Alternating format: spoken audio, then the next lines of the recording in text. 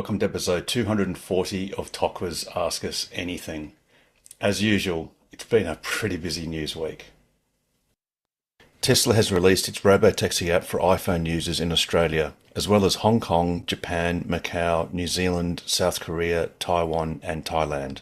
At this stage, it's unknown whether this is a portent of impending robotaxi expansion in these markets, or just a means of enabling tourists to use the service while visiting North America. Tesla has added a Supercharger Passport feature to its app whereby users can view their current year's supercharger use plotted on a map, as well as other statistics and motivational badges. And that was this week's news.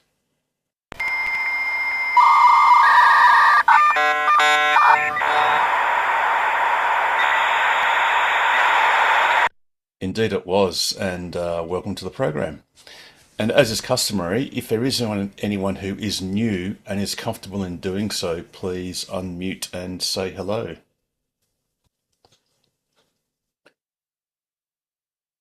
Or perhaps a little bit later on. In fact, I think looking at most of the names, it looks like everyone's been here before anyway. Alrighty, there are a few other snippets of news. One little bit of bad news for Tasmania is that the Electric Highway Tasmania, which was actually a crowd-funded consortium to install fast CC chargers in Tasmania, has actually been purchased outright by the NRMA. So I'm really sorry for our Tasmanian South Islanders. Welcome to the NRMA ecosystem and good luck. The other thing is, obviously, Tesla has promoted their impending Christmas update, their 2025, what they call their holiday update. And there's a few things that we may or may not be getting. So they actually talk about Grok with navigation commands beta, and that's an improvement whereby you can use Grok to interact with your navigation requests.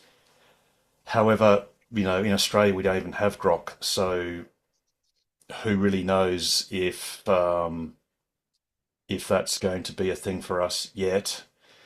Then we've got a very important feature of Tesla's photo booth, so you can take photos using the cabin camera and apply stickers and various important things to your image.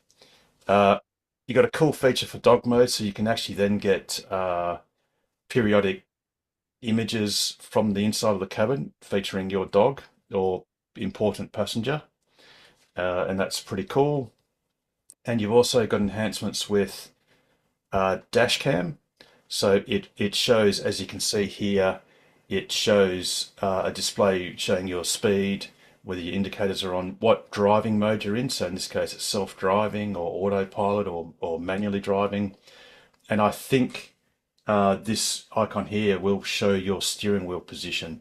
Obviously in this image it's just shown as straight in front because that's what the car's doing.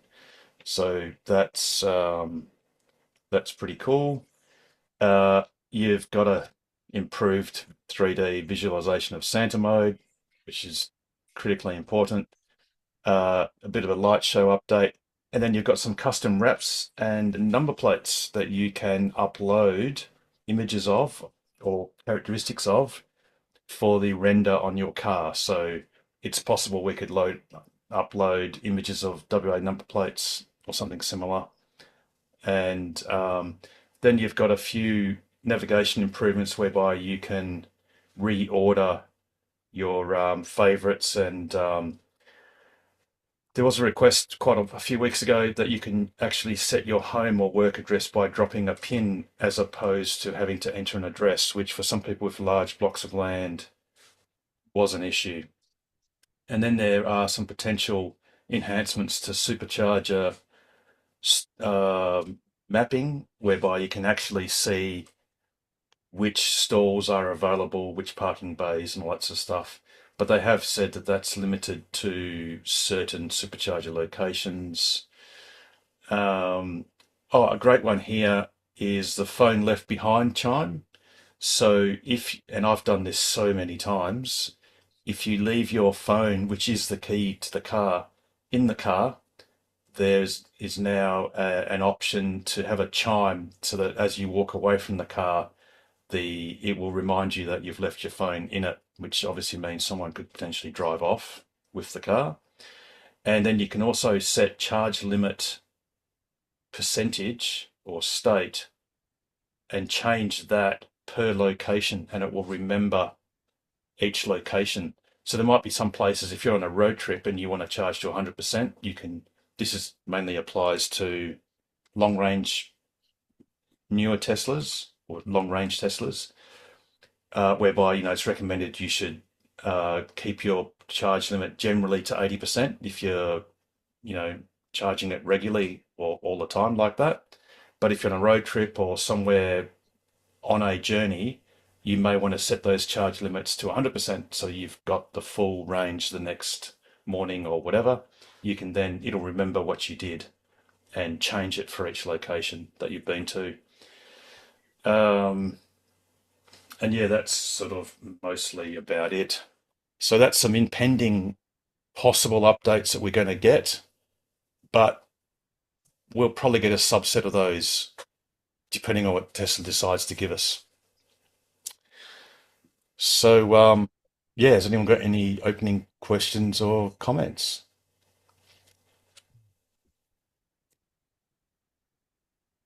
You can always start up, Harold. Got to start somewhere. Did you want to remind people about Ah, the casual meetup?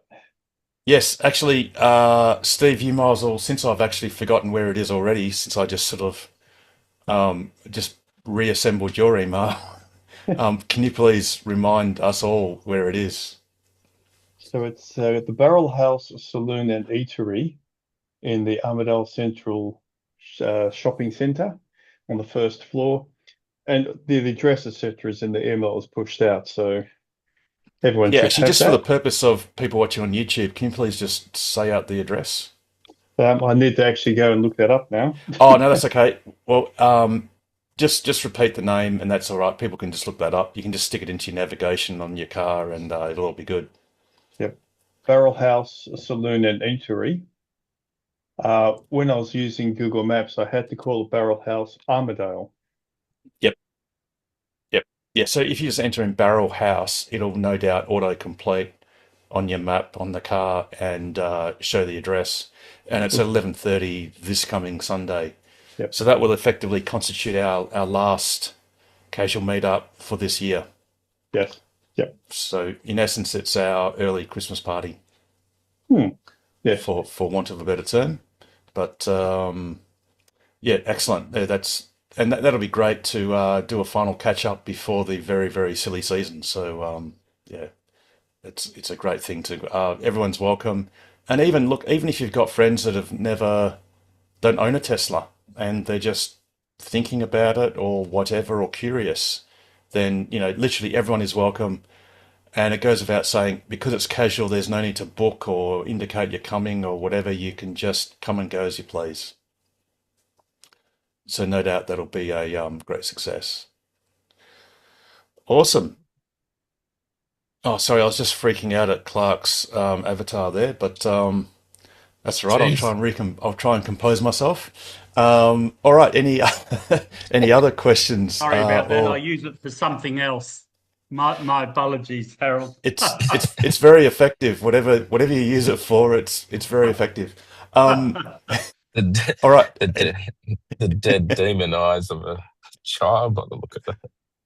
No, it's a It's a anyway. meerkat. It's a It's a me. meerkat. Superman It's a meerkat. it's a yes. Mm. Perhaps someone could feed that into Grok and reanimate it, and that would be even more interesting. Scary. Yeah, more Maybe scary. with his head sticking out of a red Tesla. Yeah, even that might not be enough to redeem itself. In any case, yeah, any other questions or comments? We've had a lot of different news items, a bit of activity. Elon Musk, oh, another piece of news, although,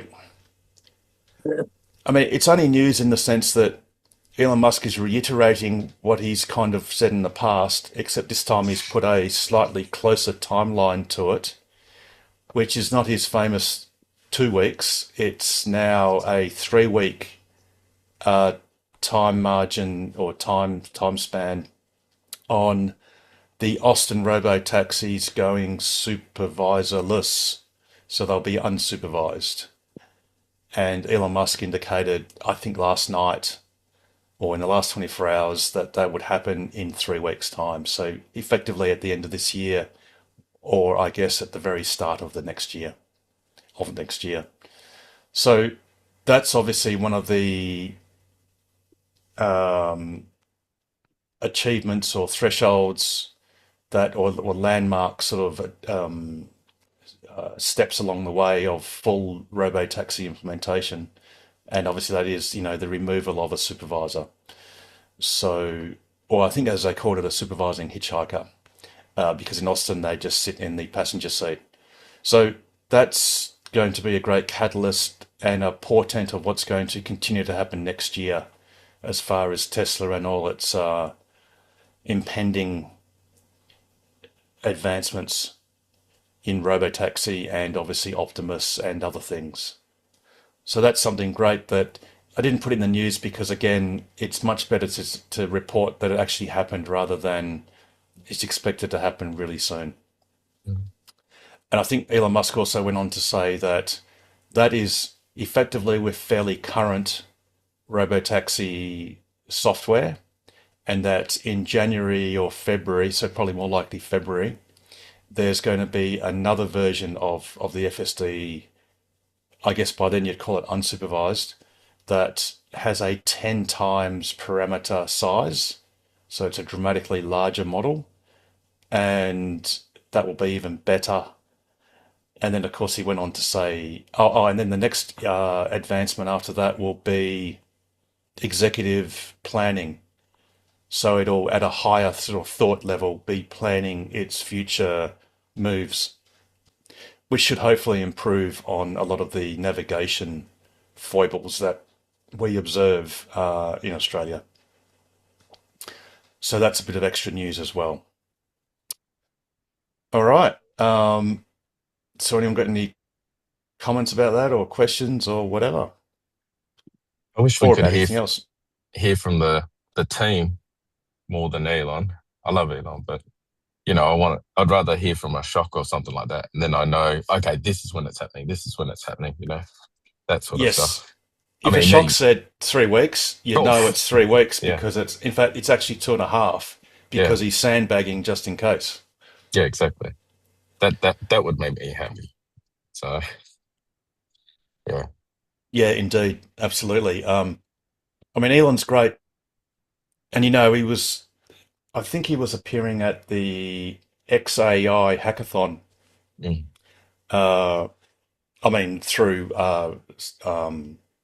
X, I guess, or whatever. Yeah. So, he was streaming to them, and he was it's sort of funny. He was saying these outlandish things about satellite-based inference and compute, and that it's going to be a lot cheaper, and they need to produce 100 gigawatts of AI chips, and that will per annum, and that will obviously require the terafab to be built by Tesla. And again, if you talk to a lot of international experts in all of those in that field of producing chips and all that sort of stuff, they'll literally chortle and go, yeah, right, that's just impossible. Mm. And it sort of harkens back to when I think it was JB Straubel and Elon Musk, back in the early 2010s, Yeah. I think it was, were sitting down and on the back of an envelope, no, it was the back of a napkin, roughly worked out how many lithium ion cells they were, the 18650 cells they would have to produce, because at that time that was the standard format for many laptop batteries, roughly how many they would have to produce per annum to produce, I think it was 100,000 cars, which was their target. And they basically worked out that Tesla would have to build a factory that could build as many lithium cells at that time as were produced by the entire world. Yeah. Right.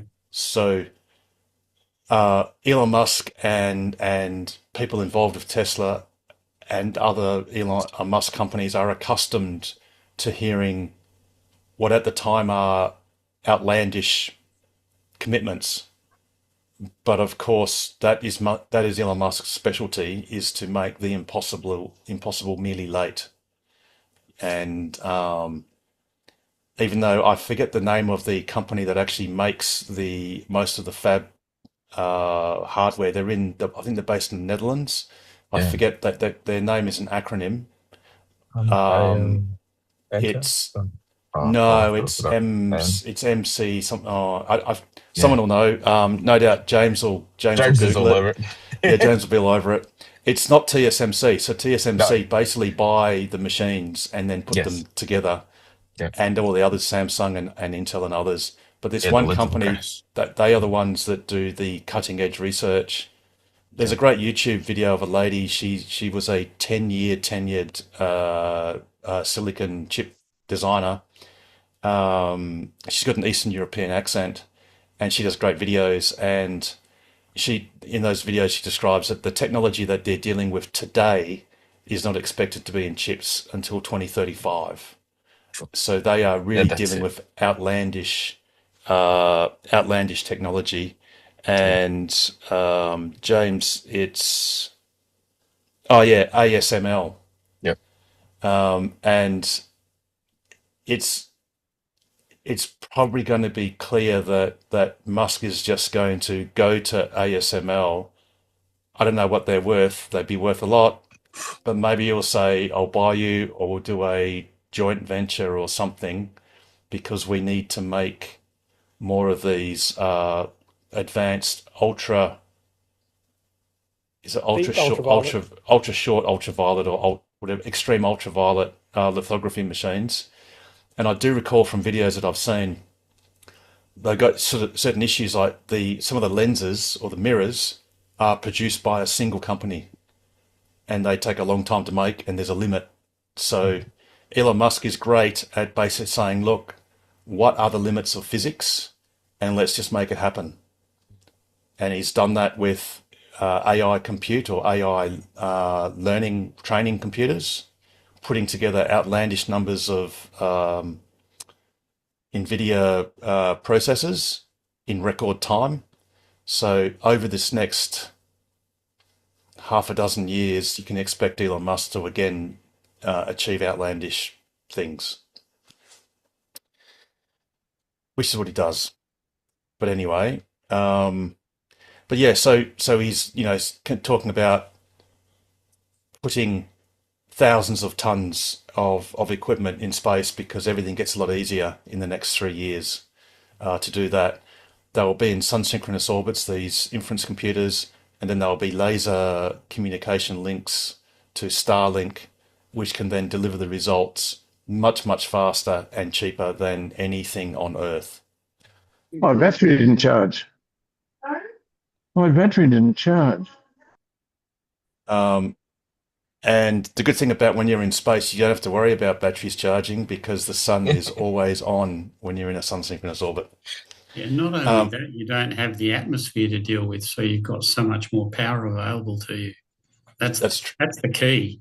Well, and the main thing too is that you can just radiatively cool your devices, because outer space is very, very cold, much colder than on Earth. So it's a lot simpler. You don't need to consume water, and it's a much more stable environment. One of the biggest problems for solar panels is the fact that they operate better at a cooler temperature, and of course in outer space it's bloody freezing. So they work very, very well. That's right. The front of the panel is sort of facing a kilowatt per square meter, but the back is facing nothing. Yeah. 2 degrees above absolute zero is the Yes, that radiative differential that temperature. really matters. Yeah. Yeah, So absolutely. every square meter that they generate, instead of 20% efficiency, they can get up to like 50, 60, 70, I don't know, maybe more. Yeah, not sure, but I mean, the thing is, Starship can just put up 100 tons per flight. Yeah. Or maybe it's not 100. Actually, I think Yeah, no, Yeah. it I is. think it is. I think it is in Yeah, low it Earth is. orbit It is. or medium Earth orbit. I think it is a I think, lot. yeah, So medium Earth orbit. It doesn't need to yeah. be low Earth orbit, does it? Yeah, just No, it's generate. better. I think it was five. No, it's more than 500 and something Ks Yeah, for a sun synchronous orbit. But and I guess you could say, oh, what has that got to do with Tesla? Well, the thing is, it seems obvious that Tesla will be providing the chips. So in yes, fact, Tesla may be actually providing the service and simply using SpaceX as the courier. So yeah. whereas at the moment SpaceX owns Starlink, Tesla will probably own the satellites. Well, there might be who knows, there might be a joint venture between SpaceX and Tesla because it will be Tesla's chips, probably AI 7 or 8 that will be going on the satellites. There's a thing that's happening between Tesla and SpaceX, with the recent shareholders thing, we all said, yeah, okay, we want, we want to explore the prospect of investing in SpaceX, and that could No, be. that was XAI. That was Oh, XAI. you're right. Yeah. Yeah. However, uh, there is some murmurings that SpaceX might have an IPO, and I think Yes. that might be potentially valued at $1.5 trillion or something. One and a half trillion. It was Yeah. very high, basically as high as Tesla, but effectively. So yeah, it's going to be very interesting times. And again, this has nothing to do with cars per se, No. but Tesla will increasingly have less and less to do with cars, even though for us, that's our interaction with Tesla is at this moment, is via their awesome cars. Which are robots, and the next phase of And where. later will be, in 10 years' time, it'll be robots for all of us. Yeah. Yeah, Well, our cars are robots. true And the too. battery storage too. And battery storage too. So there was news that I think it was one of the larger battery energy storage systems near Melbourne or in Victoria, and I think they constituted 444 megapacks, Tesla megapacks, worth I think $1.5 billion, something like that. So that's great, and there's just more and more of those coming online all the time. I mean, Australia is one of the biggest adopters of battery energy storage because we've got a lot of solar and we need somewhere to put it. So yeah, there's a lot of great things happening with Tesla this coming year, and obviously each other year it'll just get increasingly better. And as Elon Musk said, it's probably a good idea to hold on to your shares if you've got Yes, some, exactly. but not financial advice. Although in his case, it is financial advice from him. Yeah. Alrighty. Any other questions or comments as I just read the deep ultraviolet? Thanks, James. That's what it is. Apparently, they can only make 5 of those a year. Yeah, and that's not enough. No. Nowhere near enough. They need to make 50 a year. And there's that. Yep. But again, for one company to propose to build a single factory that has the capacity to meet all of the other factories in the world within a couple of years is just as outlandish as saying somehow Elon Musk has got to work out how to get more than 5 deep ultraviolet lithography machines built per annum. So anything can be done. You just got to push atoms around. So, and if it can be done, Musk will work out a way of getting it done. Because there are no rules except for those of physics. Alrighty, anything else? With the charging history app thing, I saw it pop up Oh, on my app or yes. something. But how do you Yep. get it back? Because I think I dismissed it. And now Okay, so all you do is you go into your app. Oh, sorry, first thing you have to do, which is so frustrating. In fact, is Ken's with us. Ken, please tell us how to cure cancer and bring world peace, and how to get iPhones to automatically update all your apps. Or Or if you can't do that, just automatically update the Tesla app, because I'm sick of having to wait and go, oh yeah, you got to go to App Store and then search for Tesla, click on it, and then it goes, oh, update. Is that impossible? You're muted. Oh no, no, you're not. I'm not going to tell you because it's a secret. It's not possible, is it, Ken? It's got that's kind of that ship has sailed, hasn't it? You can have app auto updating enabled, but it will only happen on a schedule, not to your schedule if you're terribly impatient. And is that schedule? You mean like you can set it? But there was no scope No, to no, set no. it. It polls every now and again and Oh, decides. So yeah, but okay. So you yeah, can go on. certainly have automatic app updating. Yes, I've tried that, but I've invariably seen a tweet that describes something and go, "Oh, let's have a look on the App Store," and then it invariably there's an update that you have to, you have to Yeah, it open. doesn't do it every minute. It does it No, periodically. no. So I'll show you, James, what you do. So obviously the first thing you got to do is update your app. That's the critical thing, because it is a recent update. And then what you do is you just bring up your app, and then you go to charging, and then you'll see it, whoops, right there on the charging passport. And when you click it, it'll just show you what you've done in the last 12 months for your latest car. So like in my case, it's not showed everything. It's just because I bought a car in May, that's all it shows. So then it'll show you all the locations you've supercharged, how many of them were unique, how many sessions you've had, and your longest or your most sessions in one day, and how many Ks you've traveled. And you got some badges and stuff that. Harold, yours So, is ridiculous. That's ridiculous. no, it's just this is what you do. It's when you go around Australia a couple of times.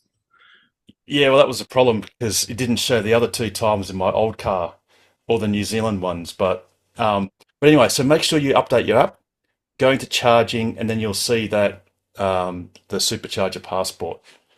And also, if you do want to record another record of where you've charged, there is another way going through to your name, and under charging, you can go history. So if you click, so in the upper right hand corner, just up here, you click on the little doodad, and then click on charging, and then click on history. Then you'll actually get all of your charging events, even destination charges. So you can then just scroll, and it goes since you've ever had a Tesla account. So Ken, you could even look at your oldie car, and it'll Imagine show. having to pay for supercharging. Look at that. I know it's that, but there is a time, yeah, and you can actually export this as a Excel, I believe, or as a CSV Yeah. file. But if you keep going, they eventually go to zero. Oh, come on. No, they don't. Bloody hell. Spend a fortune. I can't believe I can afford any food. Oh, there you go. Now we're getting to the good stuff. So they're all freebies. In the good old days. Yeah, Uh, good old days when there were but only 3 superchargers. well, there's even better good old days where all it was Eaton. That was my lap in 2019, and there's like the first few Eaton, because strangely so, Eaton was the only place you could supercharge. So that's another thing, and I'm pretty sure you can click and export that as a Excel CSV. So what app version is that? Oh, Sorry.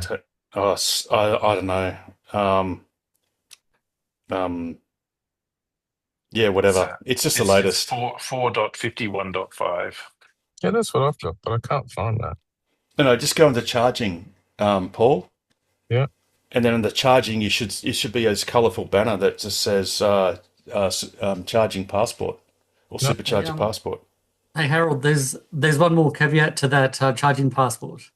Yes, And that Chuck. is you have to have charged at least 3 distinct superchargers during the year to be able to access it. Oh, Yeah. So oh, really? Oh, just okay. just say you live somewhere that only has 2 superchargers, for example, means you get nothing. Oh, Even if 2 years ago you did a big trip and charged 20 or yeah, so, yeah. no report for this year. So Well, just for example. imagine how devo I am because I did 29 superchargers in New Zealand, bro. Yeah. And it doesn't show up because doesn't- even though I used my Tesla account, I got the car linked to my account. Yep. It doesn't, and my car key, my phone key was used for the car, so it knew it was me. Yeah. It doesn't come up on your stats. And actually, that's something that would be useful is if you are renting a car or even borrowing one, say, or whatever, if you use your phone key and your Tesla account to drive the car, and while that's active, you use a supercharger, it'd be awesome if Tesla could make the billing of that supercharger session go to your Tesla account and not the owner's. Yeah, that makes Because sense. because when I hired the car in New Zealand, they keep updating their tax invoice as they got more and more transactions through Yeah. Tesla's API. So it's a bunch of overhead they don't need to worry about if you just did it your way. Yeah. Yeah, exactly. So I could then pay it directly Yeah. rather than. I mean, I wouldn't say that hire companies would add a premium onto it or a service fee, but it's possible they could, or some could. So yeah, and that'd be good because then it would show up in your passport. But anyway, it's all good. So it looks like this charging passport will become like an annual thing Yes. from the looks. So that means you have a job next year. Yeah, but my problem is if the Cybertruck comes, not that that's a problem. You'll have to Yeah. get you'll have to get that on a separate Tesla account. I really regret I didn't have it last year because that would have been great with the old Model Y because that did about 5 laps last year. It did 80,000 Ks in 9 months. Yeah. So that would have been a bit better. But anyway. But look, it's a great initiative from Tesla. I think Unique Images, The badges, do you mean? yeah, so a guy, if you look up Unique Images Australia Yep. or something, I'm what's just his pasting name? it in the chat now. Nigel. actually. Yeah, his name's Nigel. He's a chauffeur, basically. He's got a chauffeur Yep. business using Teslas, and I think he's based in or near Byron Bay. So he ferries a lot of people north and south, either to Brisbane Brisbane and Sydney, or to Sydney. And yeah, he's got 80 or 90,000 Ks on his badge, but that was just for a single car. Yeah. And he drives much more than that. But he's got a badge that's the top 1% in Yes. the world. So mine's only the Saw top that. 5, I think, which is nothing. And again, mine's only 2 trips, so it's nothing. Two trips, but each of those trips were rather significant. So Yeah, well, whatever. But compared to real users, like power users, I'm just a starter. But yeah, it's great. You get little badges. You get ones if you complete 4 megawatt hours. I think the next one's probably 10 megawatt hours. I don't know. Yeah. You've really got to travel. I posted a thing in the chat there of there are badges for specific locations, none of which I Oh. can see. None of which I can see are in Australia, Yeah, but at right. least they might add some for some of the cooler sites maybe.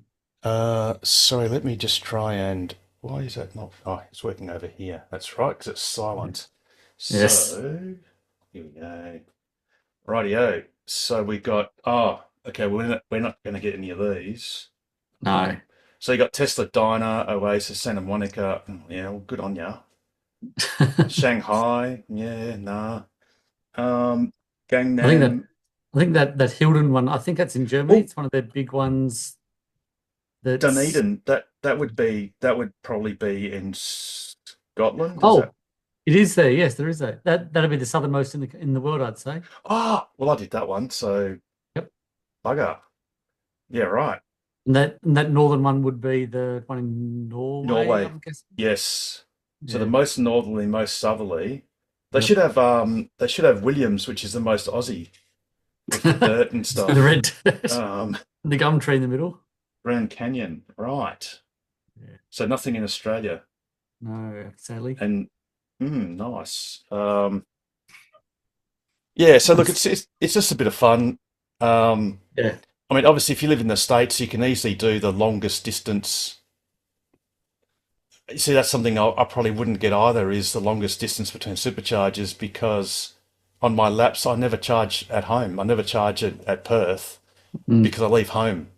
So if I charge, say, at Lancelin, then from Lancelin to Townsville would be a fairly long leg. And I dare say no one else has bothered doing one longer than that in the world, because Yeah. there's even Kazakhstan is probably closer to the next supercharger than Townsville is to basically Perth. But Yeah. very good. Uh-huh. But yeah, it's one extra little thing that Tesla's done. You know, good on them. Yeah. Good fun. One thing that was annoying in the Christmas, I sort of breezed over it, was in the car now in your toy box, you can basically have a simulator to dock with the International Space Station. What would be really good is if Tesla could make an online simulator just so that people who haven't got a Tesla can play with the touchscreen. Yeah. Because Really cool. that would actually lead to sales that make money. Whereas I don't think many people that are practicing on the ISS docking simulator are ever actually going to do that in real life, just quietly. Whereas if Tesla made a MCU emulator, Yeah. that would really get people over the line and realize just how awesome these cars are. But Yeah. anyway. I haven't seen Dragon capsules on the SpaceX store online, so No, won't no. be selling those to the general public anytime soon, sadly. No, I think even if you got the combined wealth of all the Tesla shareholders in this room, it would not be enough to even get a ride on a Dragon capsule, let That's alone true. be the captain. Yep. Anyway. Actually, Chuck, since you're on, and it's really late for you, any news from those wise people over east, or wise locations? It's wise people Apart over from, it. did you get the news or just after the news, where I empathise with you guys because the NRMA has bought out the Electric Highway Tasmania? I did. It's very sad. It is very sad. I'm very sorry that been the worst kept secret for a few months, but yep, they officially announced it. Yeah. It's okay. You get the best charging app ever written by anyone ever in the universe. Thanks, NRMA. Fortunately, they're all on the ChargeFox app still. So yeah, but usually how at long? a significant cost premium. Yes. So Ken, what was it from memory? It was 63 cents on NRMA. 69. I'm not sure what I remember that, and 82 on ChargeFox. Yes, that was Eneabba site there, Right. Chuck. So that Yep. The only useful site in Western Australia. yes, yep, Yeah. Yes, Yep. I saw the thing from last week, I think. Yeah. yeah, because the only other site that they've done is not useful in the sense that it's It's a duplicate. Manjimup and it's a duplicate. Yeah. So yes, it's possibly slightly faster because it's an ABB, possibly with higher current limit. I think it's got higher current than the Kempower, but Possibly, yeah. it's not needed at that location. What we need is Willair, which is useful because that's another It's different. unique location. Yeah. Being equidistant between Broome and Fitzroy Crossing. And I mean, bloody hell, we need Camberwell, Barclay Homestead, and so many other locations that would be useful. Victoria River Roadhouse or Timber Creek between Catherine and Kununurra would be extremely useful. But yeah, who knows when they're going to do that. And now they've got Tassie and they've inhaled Tassie. Well, yeah. At least there's Well, superchargers. Well, that's right. We've got two, and don't know what else I should say while this has been recorded and going on No, YouTube. But yeah, there are more coming. don't say anything. Oh, there's Yes. no doubt there's other stuff coming. There will be more coming. That's all I can say. Yeah, no, and so it should, and hopefully sort of down the middle, and perhaps a little. I mean, yeah, there's different Tassie's. It's not large, but there are a couple of different routes that you want to do. I mean, Yeah. let's call it basically the west coast. Well, you want to go sort of up northwest and northeast from Hobart, really. Yeah, Well, sorry, that's right. north, northwest, and northeast. So you want to go Yeah. the east coast, the westish coast, like Strawn or in that direction, Yeah. and straight up to Guts, and just one equidistant between Launceston and Hobart would be Yeah. great. You don't need it, but it just gives you more options as a tourist to do side trips and things like that. Yeah. Yeah. I mean, I'm just looking at PlugShare, and if I take out, there are a few other smaller companies that are doing it, but if I take out ChargeFox, there's not that many. Okay, I'm wrong. Actually, Chuck, to But get yeah. you should get your Google juices running. Have a good look at Southern Cross because I know Yeah, that's coming. I did see that mentioned on a forum somewhere that stuff was happening, but Yep, not sure what's yep. public. But I'll have a look. Don't have a look if it. I'm not sure. There was a bottleneck, and that I think that bottleneck's been relieved. Yeah. So it is possible that there might have become a council resolution. I don't know, but Yeah. that's certainly a possibility. I'm not sure when the councils meet. Yeah, that's right. Like I really don't know. I don't really care, but but there's progress there as well, which is great. Yeah. You know what we need? You go on. Oh, I was going to say, was there any more news on Meriden? Because I think that had a council thing a couple of years ago, but Yeah, nothing since. look, I dare say it makes sense for Tesla if they're going to heat up Southern Cross, then Meriden makes absolute sense. So Yeah. they might end up just do the two in a string or something. Yeah, it makes sense for them to sort of do them in a row all Yeah, at once rather than just, one at a time kind of thing. yep. And then hopefully, without too long a wait, though, they may do something at Kalgoorlie, I guess, or Coolgardie, perhaps. Yeah. But what we really want is Norseman, and we want them to do the Nullarbor. Yeah. And we do know that there is arena funding available for a trucking route for heavy transport Okay. specifically, and it's actually a 50-50 funding, so it's a 50% subsidy for I think what Arena describe as national routes, national trucking routes. So it's got to be a proper route. It can't just be a couple of islanded sites. It's got to be like a proper tangible route from A to B. Yeah. That's useful. So that funding is certainly available to the tune of many dozens of millions of dollars.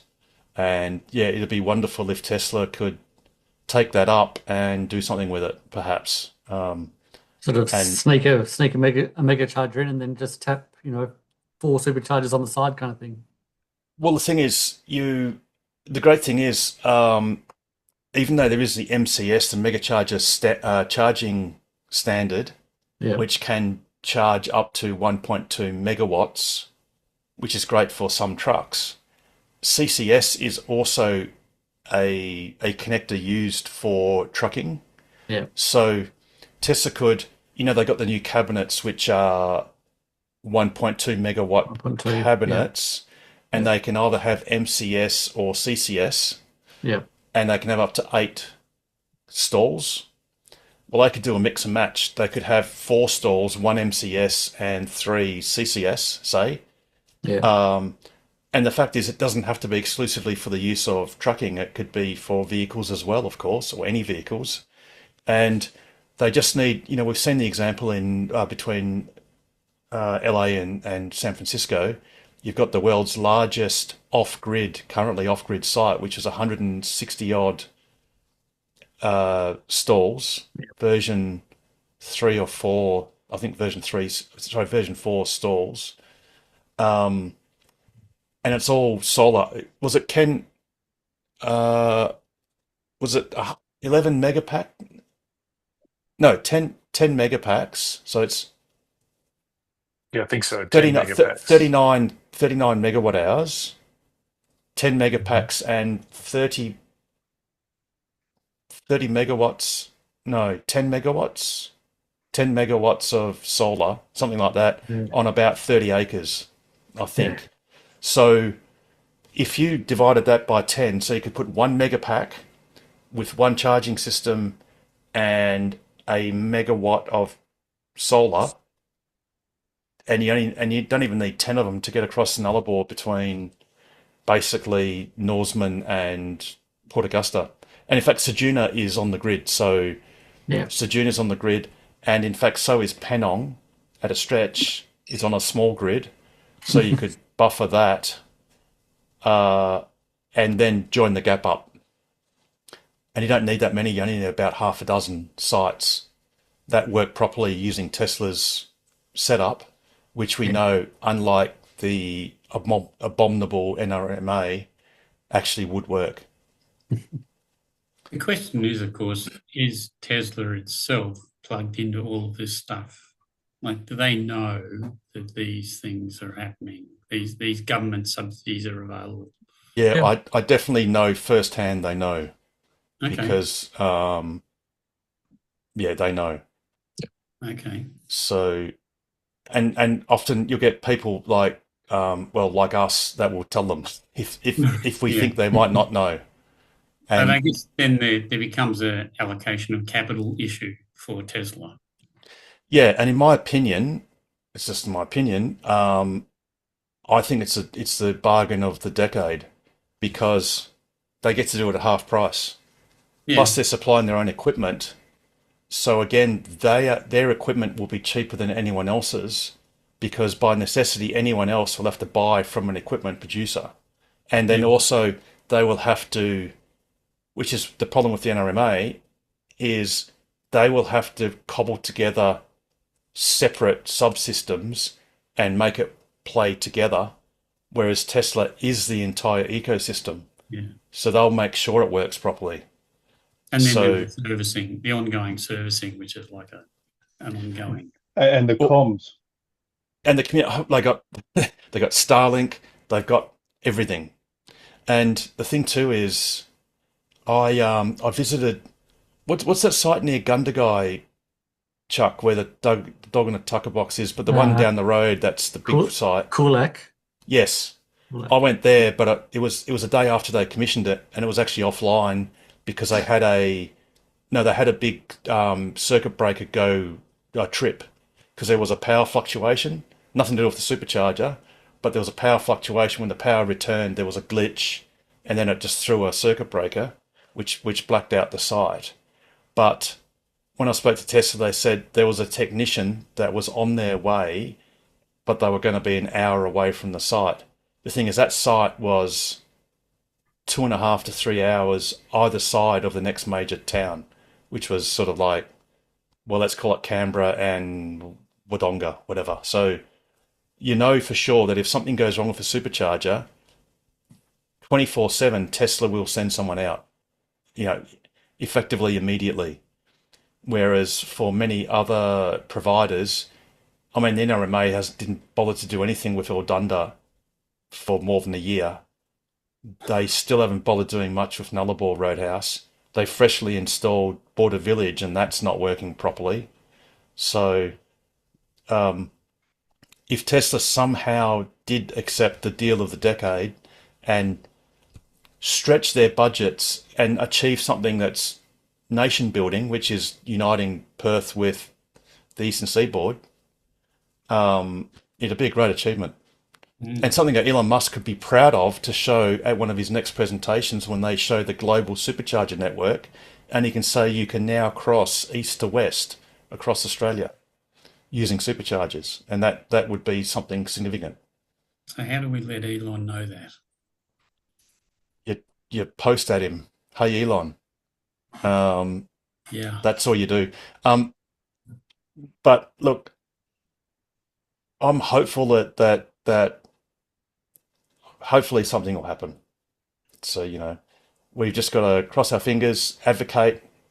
If you're on X, put out posts. Sometimes, you'll be surprised that you might get a reply from Elon Musk.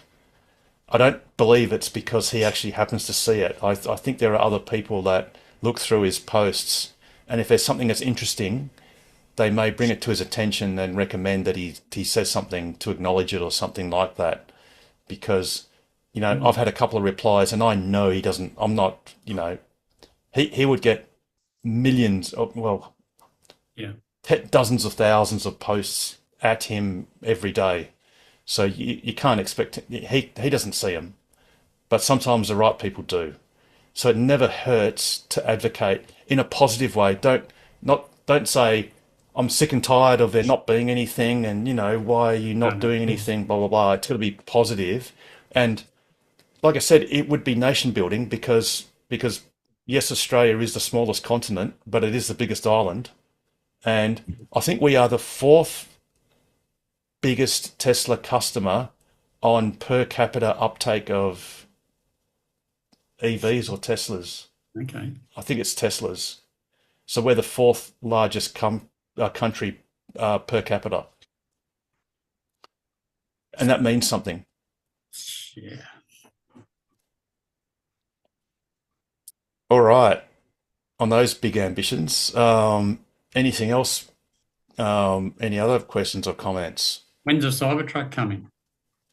I think, zero knowledge, I think they're going to open the order page next quarter.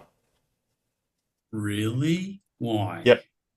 Because the Cybertruck production line was configured for between 125,000 and 250,000 units per annum. Yes.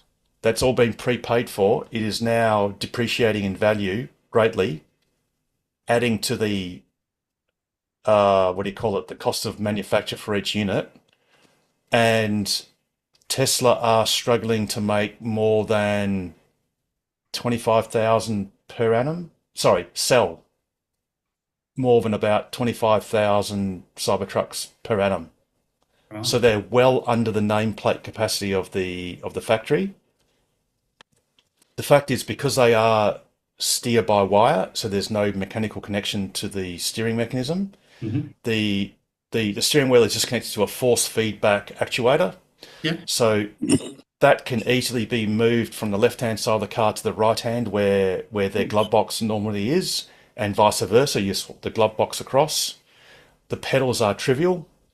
The only other thing you have to do is alter the windscreen so that the notch for the one unitary wiper goes from the left-hand side of the car to the right-hand side. I think you have to modify very slightly the aluminium casting, the mega casting or giga casting, whatever it is, to accommodate the windscreen wiper motor. But we do know from Munro Live and other videos that the giga casting cast is actually made up in sacrificial sections, which you sort of replace because certain parts wear out. So that is an easy modification that wouldn't add to the cost of the car. We also know that even though it's angular and it's got sharp bits and all that sort of stuff, we don't have to worry about pedestrian safety requirements and all that as like a passenger vehicle, because the Cybertruck, like other large utes, aren't classified as high passenger vehicle. high standard passenger vehicles that do have to adhere to strict pedestrian safety requirements.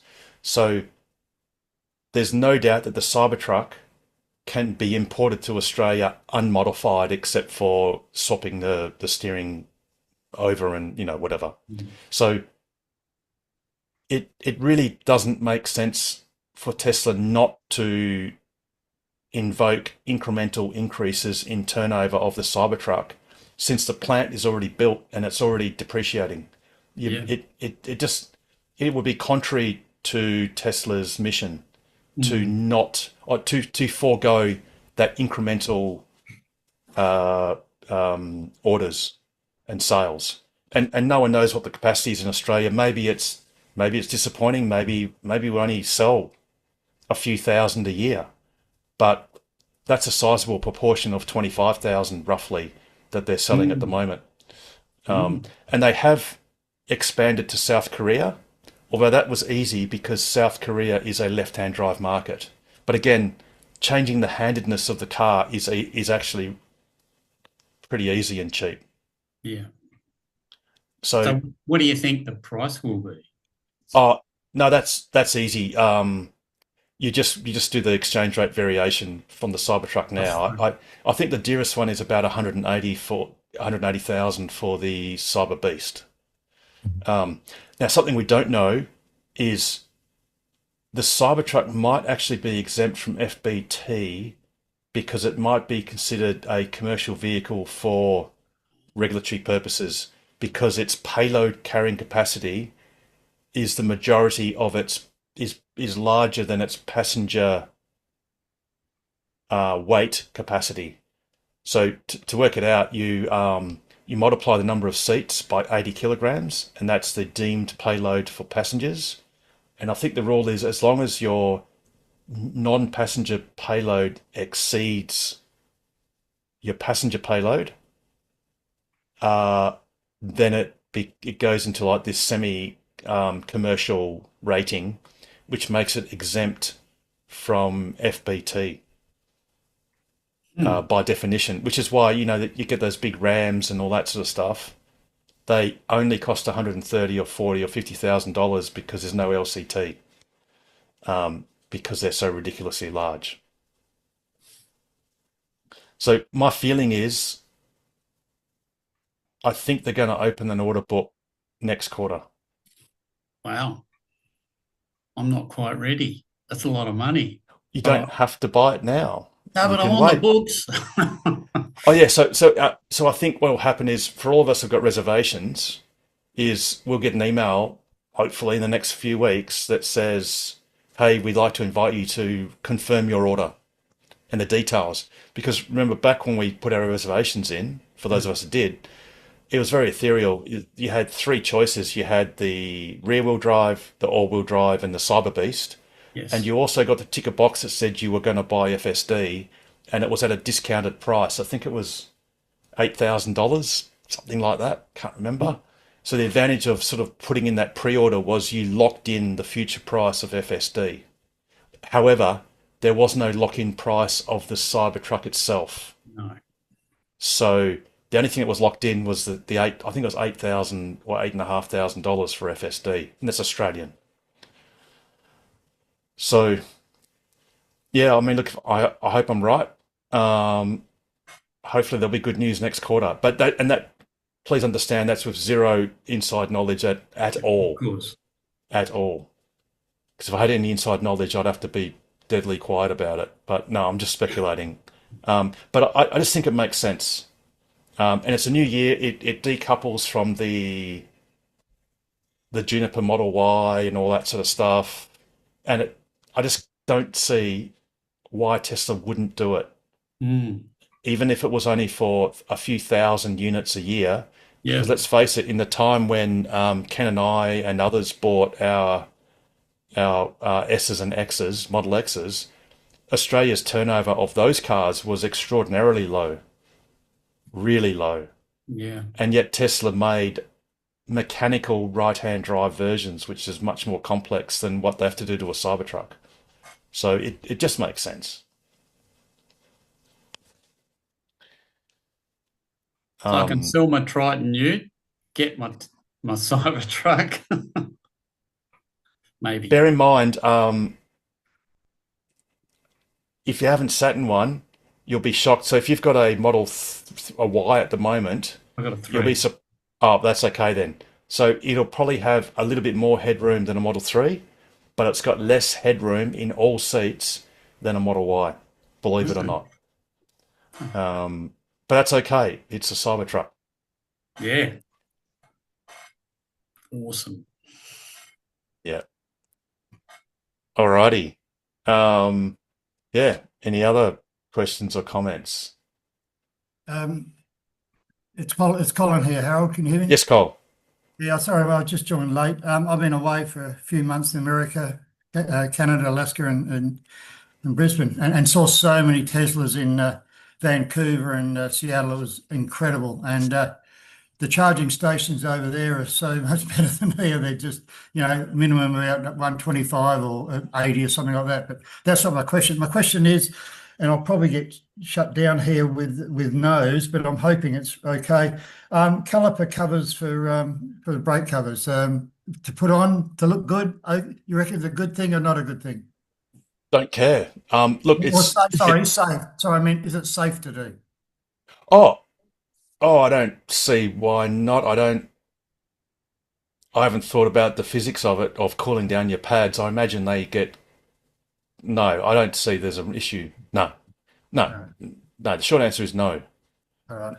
You can also. It might cost more this way. You can just get them painted. Yeah, I That might saw be that. dearer.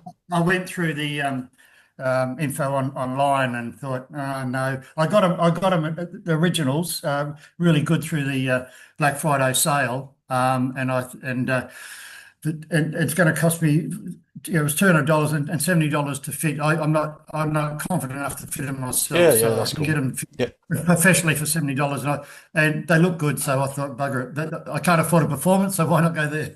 yeah. And look, to be honest, look if you're using it as a race car or whatever, obviously that's different. But none of us are, and in fact, you can't really drive your car like a race car around the streets of Australia anyway. So it's not like someone can claim, oh, it's going to overheat your brakes or something. It's not going to happen. So yeah, go for it. Look, yeah, whatever. Yeah, absolutely. Why not? Right. As long as they don't come And I off, and if they came off and flew around, that could Right, cause yeah. damage. But yeah, no, Yeah, yeah. it like And the last quick thing is, I get an email regularly, monthly, from what is it? PlugShare, and your name's always up in the top 4 or 6 in Australia. I don't even. I use PlugShare everywhere, and I wish a lot more people would do it. Well, you know what? I never use PlugShare except for a Oh, road trip. Seriously, oh, oh, like, and that's the thing is, I never use.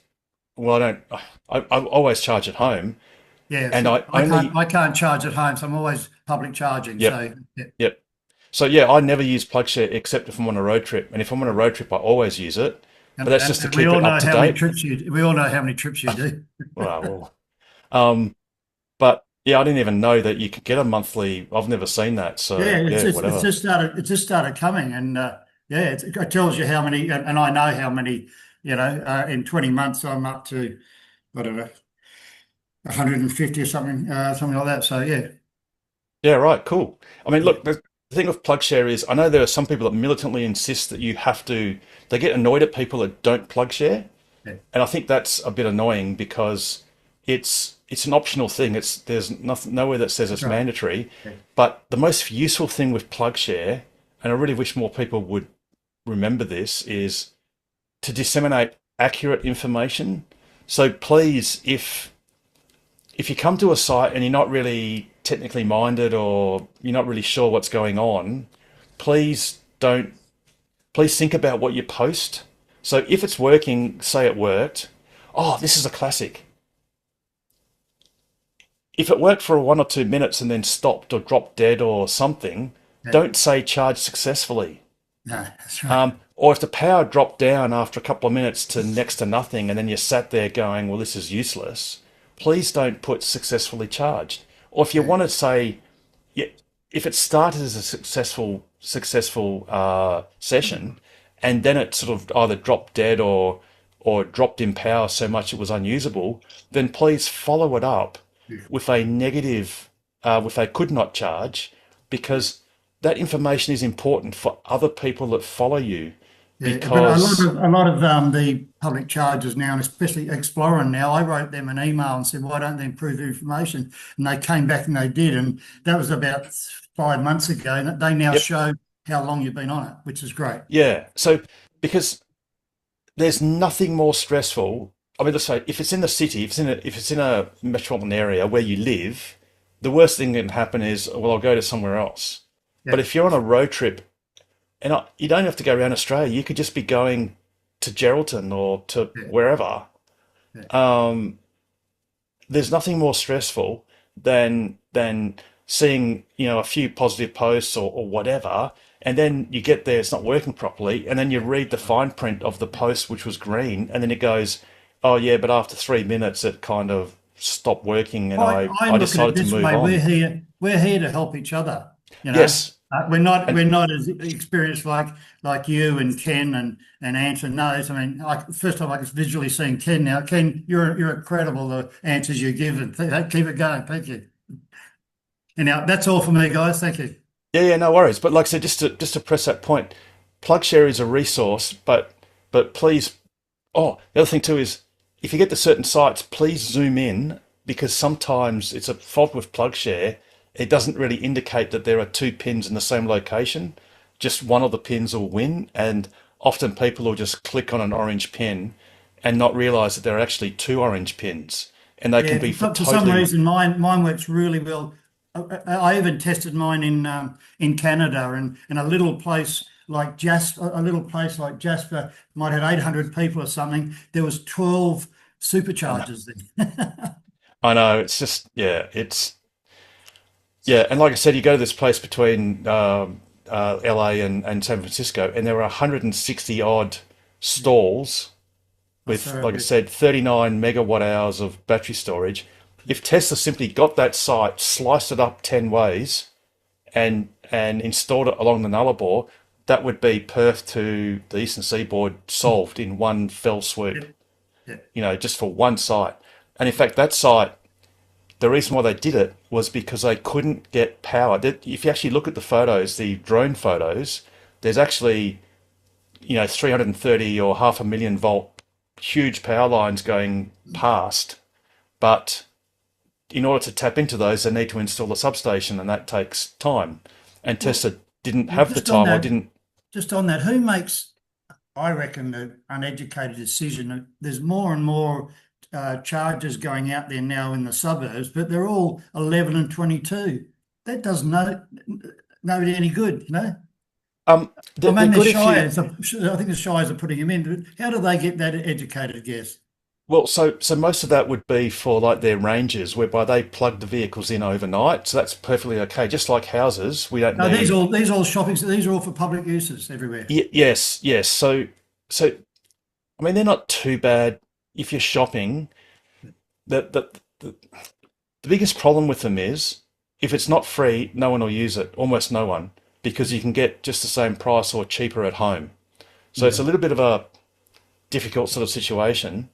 Um, I think until they get variable pricing whereby they could afford to say sell it to you for 20 cents per kilowatt hour on the slow charges, then it's worth your while if you're not on like a daytime saver plan or something like that where you can buy it for 8 cents a unit at home.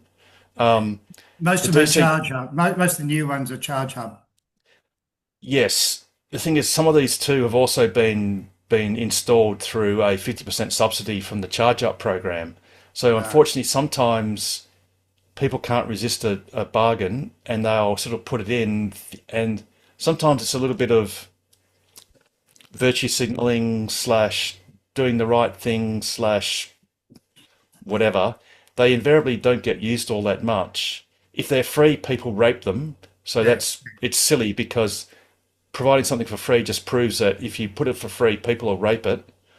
Um, and that doesn't do anyone any good because I mean I've had a situation at the Riverton shops where thankfully they've actually dismantled them now, where there was a guy who owned like a kiosk or whatever in the shopping centre, and he parked his car there every day charging, and he became quite a pest because he self-styled himself as the charging police. He even got a custom baseball cap with the words charging police embossed on the back of it, and he got someone to take a photo of it, and he put that up on PlugShare, which I got a screenshot of. In fact, I'm going to find it on my phone. I think someone must have complained later on, and it was removed. But so you get pests like that, and he would actually park. He would stalk the place. He would park next door, and if a car had moved off the charging bay, he would plug his car in, even though he wasn't in the charging bay. He was next door. So free stuff is nothing but problems, because as humans we just can't resist it. Yeah, that's right. The DC charging, again, you're not going to use it if you live nearby, because why would you if you can charge at home? But it's useful for commercial people, or if you're in a unit apartment complex where there are no Yeah. And chargers. that's why I live in an apartment. I can't charge. That's my reason. Yes, But my partner lives in Mandurah, and she's getting a setup hopefully in early New Year. So I'll be right.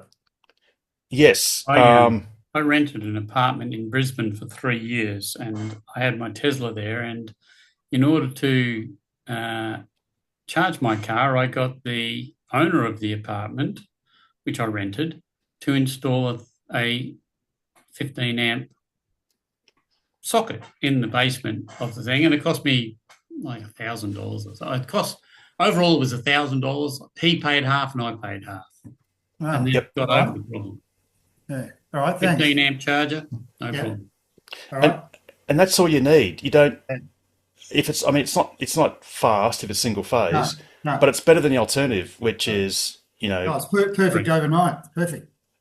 yeah, absolutely. I'm just having, sorry, I just got to. And just on the Charge Hub installs, I'm going to talk in favour of those. Look, the City of Perth car parks installed a whole bunch of 3-phase sockets and original Type 1 connectors way back when that technology was brand new. And Opposite RAC Arena. they discovered reasonably quickly the problems with doing that, particularly places like Elder Street, where you have 15 of them and you have people drawing 32 amps off single phase and all that sort of stuff. So they've done a fantastic job, and I've got to give credit to the guys there to replace all of those unmanaged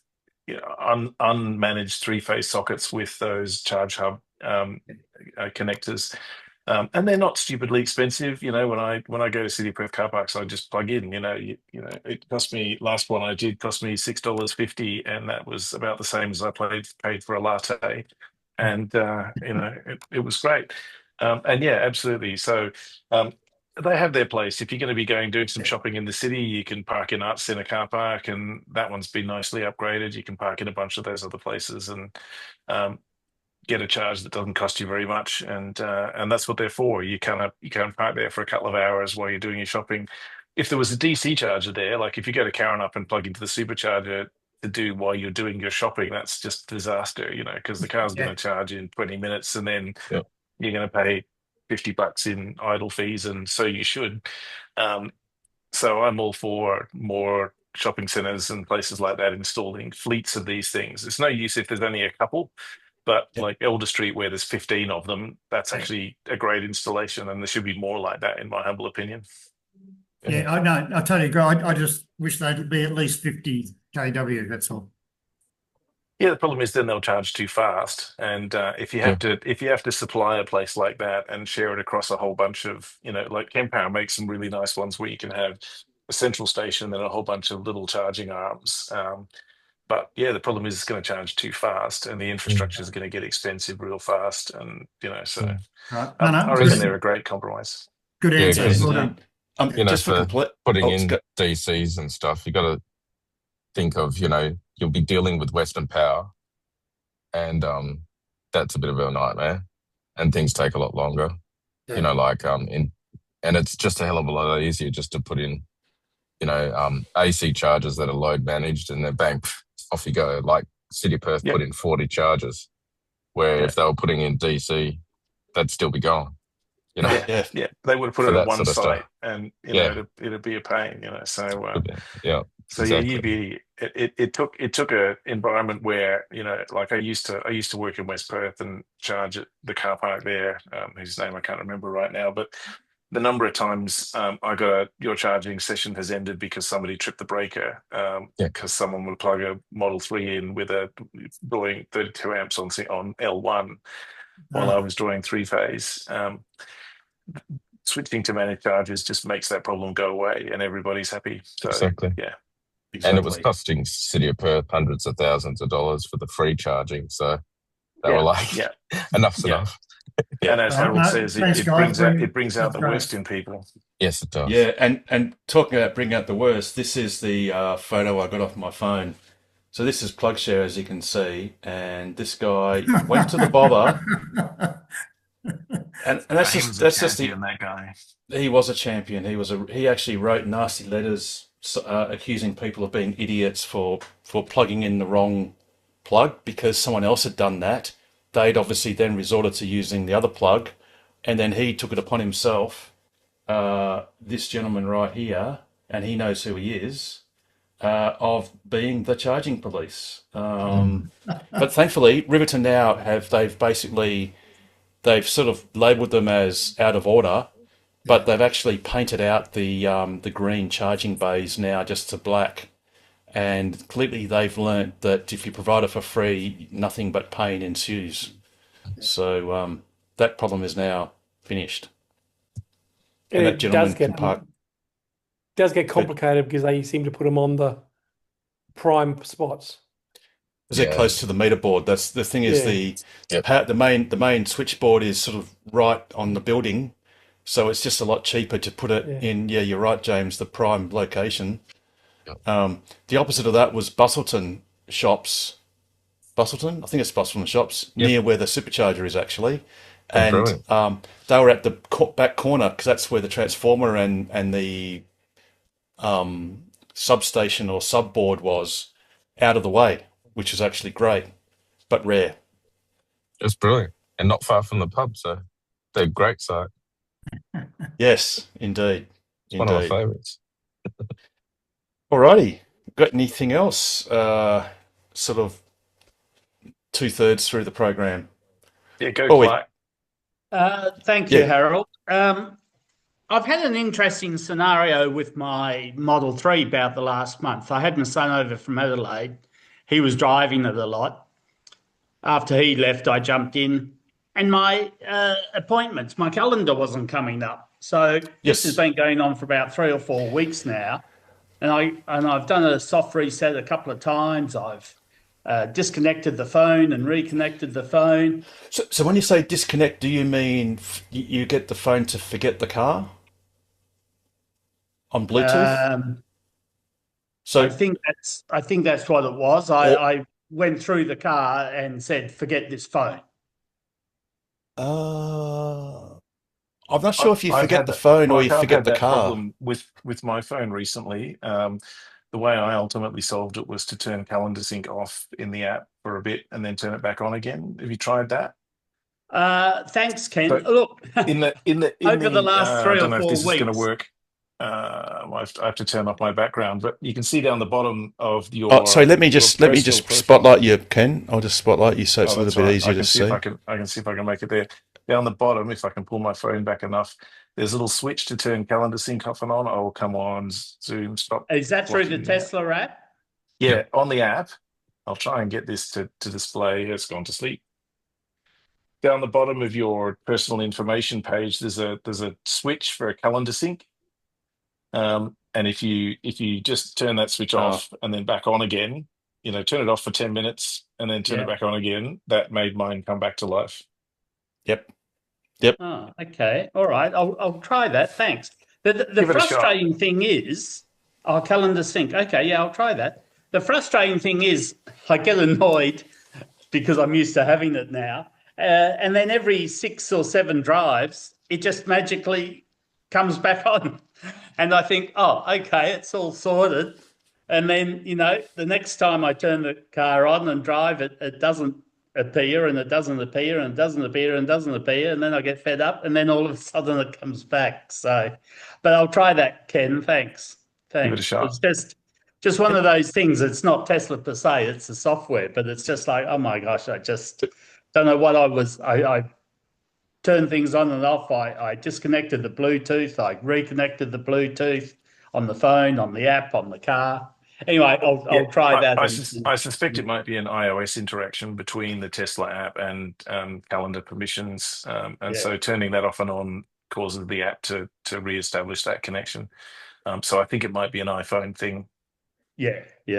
As I say, it's just a technology thing, but it's just like you get so used to all these, I don't know, bells and whistles. It's super I guess. frustrating when it doesn't work. I hear, yeah, absolutely. But then after a time of tearing your hair out, that's obvious. It suddenly appears again, and you think, it doesn't work for Harold. Great! Until the next time I turn the car on. So, but thank you, members or everyone. That was just my little story. Thank you. It just proves that entropy always increases, and often things get progressively worse until you reset them again. Yeah, for mysterious reasons. I was going to say, how do we reset ourselves then? Now you're really getting deep. Casual meetups. We would have to, that's right. Oh, yes. Yeah. We'd have to discuss that on one of our swim throughs. We were going to do a 24-hour talk around the clock when Tesla gets to was it 1,000? 2 trillion market cap. That'll do. That's not much. It's enough. I think we'll be happy. Paul, 2 trillion. Be happy. Ever enough. What's their current? Their current 400 is 1.48. Yeah, 1.4. 1.5 trillion. Oh, okay. At 1,000, let's go. What's $1,000. 2 times 420.69? Whatever that is, 840 something, 1 point something.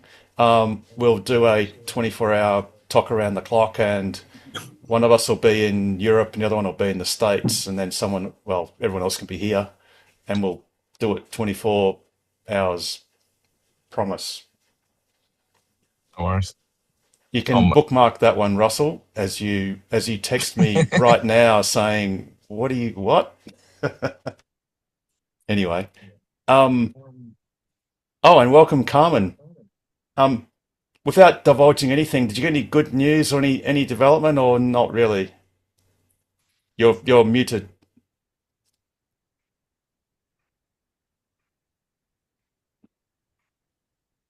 Okay. Oh, yes. Good evening, everyone. Not really. Okay. Is Yeah, a fair short enough. That's answer. okay. Yeah, that's all right. But That's okay. It was worth a try. it's following on, and this time of the year is probably not the best time. But I do have a couple of people that are coming back to try and assist, but so far no further advance. No worries. And the strata keeps saying this property is not suitable for charging. Right. So the property is not suitable for charging, even though there are 2 Collier's Type 2 chargers in the property. Well, she will probably say that that's the commercial area, and they may have upgraded that themselves. Yeah. Okay. Well, hopefully they probably have their own switchboard. Yeah, they won't. It'll all be. It's one building, so all that stuff is. It's all the same. Yeah, of course. They have 1 point. You have 1 point of service because. In fact, that was one of the problems that the WAV network actually had at Walpole.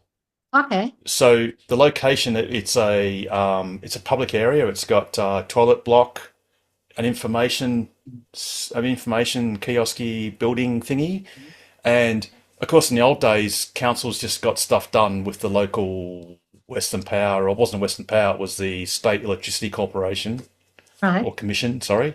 And in the old days, people just got stuff done in the bush. Yes. And one of Western Power's, and I think this is true, most utilities around Australia, insist that one block of land, one piece of land, has one point of supply. Okay. And if they come across a block of land where there are multiple points of supply because of historical reasons, if someone then applies to make a big alteration, like install a fast DC charger or something, the smart aleck, Western Power or others go, oh, well, you're going to have to pay to, and they get all these other weird rules like underground power can't cross over itself. So Yes. people might have run a certain line for one building and then later on build another one and build another line and, just got stuff done. Yeah. They make you retrospectively fix up all the errors of the past at your cost and then Yeah. do it. So guaranteed that building, Carmen, will have one point of supply, one major distribution board for which all the power and probably all the meters live and sub-meters. Yeah. I Um, actually saw it. I got yeah, it yeah. opened with an electrician. Yep. So that thing of the strata Yeah. going, oh no, Mm. this is the commercial side and this is the residential. It's Mm. nothing to do with it whatsoever. But look, let's Yeah. hopefully, fingers crossed, when the new tenant comes in, Yes. you can talk to them and say, For hey, sure. can I pay for your power after hours and see what Yes. happens. But Yeah, for failing that, sure. obviously Kings Park is a good deal between Yes. 11 p.m. and And 8 a.m. or 9 a.m. yes, 8 9 a.m. something a.m. like that. Yeah. Yeah. Yeah. Oh no, I'm not letting her get away with that. Yeah. So I have got 2 other people coming to have a look. Trouble is trying to get them there because they're all trying to finish all their jobs before Yes. Christmas. Yeah. But I'm following it through, even if it's only a PowerPoint on the column next to Yes. my car. And that's all you That need. is Yep. law. That is law. So that is the minimum, and I will definitely keep going to get that. I'm not quite sure. Should I talk to Western Power about that? The No, they've got no possibility? interest. No, they have no interest because No. Western Power do the poles and lines Mm. to the building.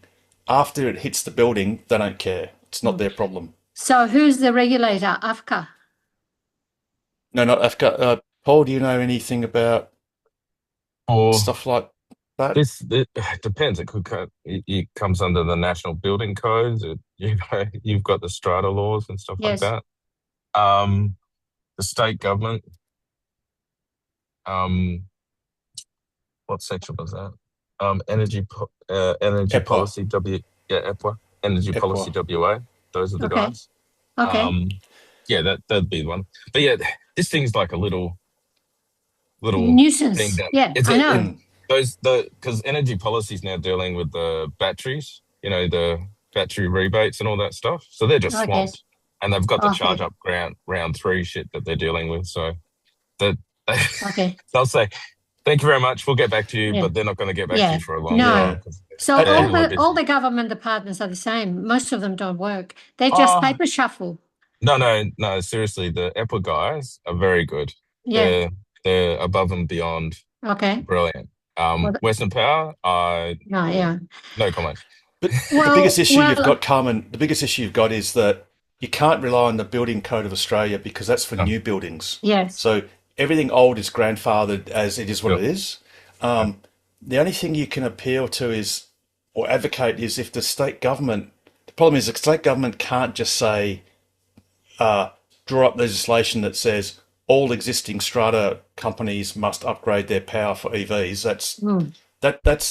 Well, that could send many of them broken. It just can't. Yes. It just can't be done. But the government should, if it really wants to advocate for EVs and not have a second-class citizens, which are those living in older premises affected, is they should offer co-funding or a subsidy up to a certain amount of money per Yes. charger or something Yes. like that, like the Charge Up program, but specifically for retrofitting Yeah. strata developments Yeah. that don't have that infrastructure. Well- But if you impress on the fact that all you want is a 10 amp Yes. outlet, PowerPoint. Yeah. or Well, call it a actually, 15 amp, I've and- got it. So all it needs to do Yeah. is to connect that to my a meter. sub-meter. Yeah. That's all. Yes, that's right. And if your And then I sub-meter just lived, put a lead up on a hook, yes, or I get I run a PowerPoint of the other column across Yes. to mine. So Yes. it's not rocket science, no, really, and No. they're just being bloody minded. But Yep. the Landgate is supposed to be the regulator for strata, and they don't do anything. DeBoers, Yeah, no. No, they No. don't have the jurisdiction to. They will hear the case, but they send you to Demers. Demers sends you to SAT. Now this Yeah, no. so it's just not worth the hassle. No, No. no. No, it's frustrating. I feel your frustration. And the problem is, it needs the equivalent of a class action. Like it needs a test case, or it needs the government to act to say, because it's unreasonable for an individual like yourself to try and battle someone where it's just far too easy to say no because ... It'll be because it's dangerous, because it's unproven, it's untested, it's this, there's liability, there's But and another thing they could do, which shouldn't be that hard, is to connect all the shared power points to each of the submeters so that each owner owns that power. That would also solve the issue.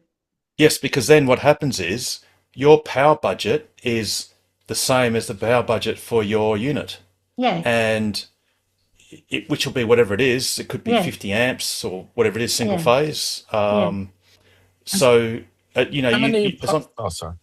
I was just going to say, so that's fine because, and again, it is absolutely the case that for a 15 amp outlet, which is connected to a dedicated 16 amp circuit breaker, and there can only be one outlet, that is designed as a system to supply that power 24/7.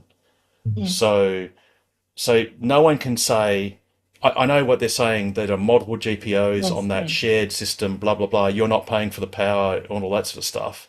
But to run a single line back to your submeter, unfortunately, it would cost probably $1,000. It's frustrating. Because just the hourly cost of an electrician, they're going to be careful where they run the conduit, because by definition it'll be on the surface of the ceiling or underneath the slab.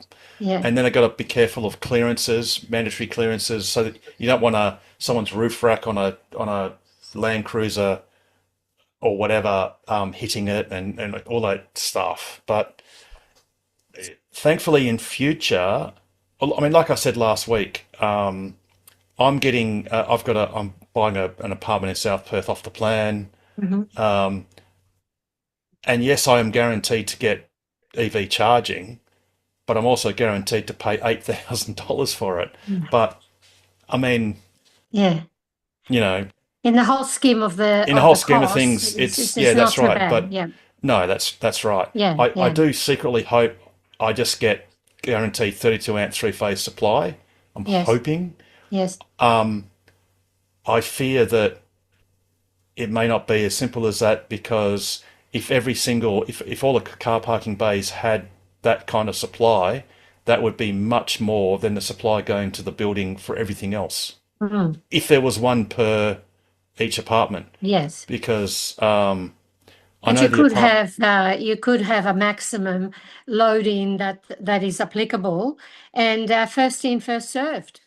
It's as simple as that. Yes, but I do have to dimension it so that they can share. So they may force me to use non-Tesla equipment and have stuff that's managed. It's on a managed setup with Schneiders or whatever, and that's why it costs $8,000. And then I'll probably end up just gluing a Type 2 cable into it, because it won't have a tether like the wall connector, Tesla's wall connector. But we'll see what happens. But it'll cost me $8,000.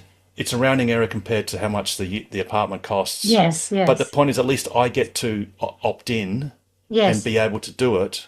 And I think they're also obliged to have provision to have it done easily afterwards. So they can't say the excuse, "Oh, I'm sorry, you've missed out because you weren't the first in." I think every single apartment has to have an allocation, or it's a certain percentage of a high percentage of the number of available parking bays has to have EV charging, or I think they have to have a shared fast charger or some other shared slower charging.